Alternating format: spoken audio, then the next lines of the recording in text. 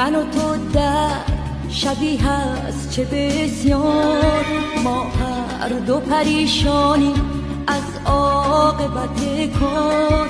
من اینجا گرفتارم و تو اونجا گرفتار، من اینجا گرفتارم و تو اونجا گرفتار.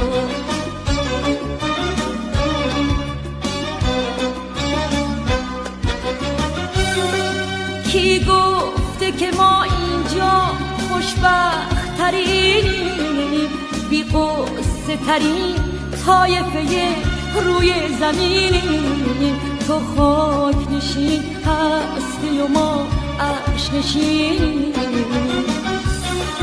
کی گفته که در اینجا از غم اثری نیست، از بی کسی و درد جدایی خبری نیست، از بی کسی و درد جدایی خبری نیست.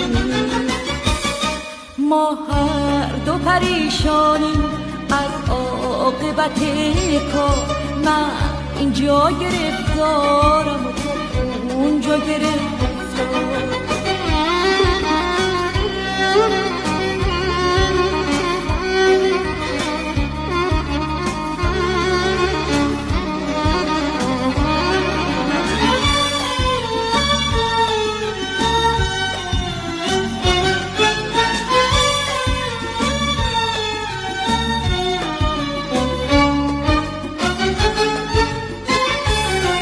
صحبت ز بهار و چمن و آب و هوا نیست، این شهر بهاران زده پا به دل ما نیست. صحبت ز کجا زیستن ما و شما نیست، در بستر مرگ است بیمار و دوا نیست، در بستر مرگ است بیمار و دوا نیست.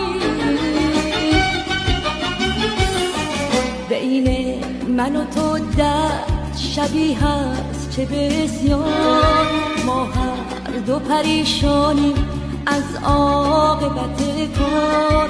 من اینجا گرفتارم و تو اونجا گرفتار، من اینجا گرفتارم و تو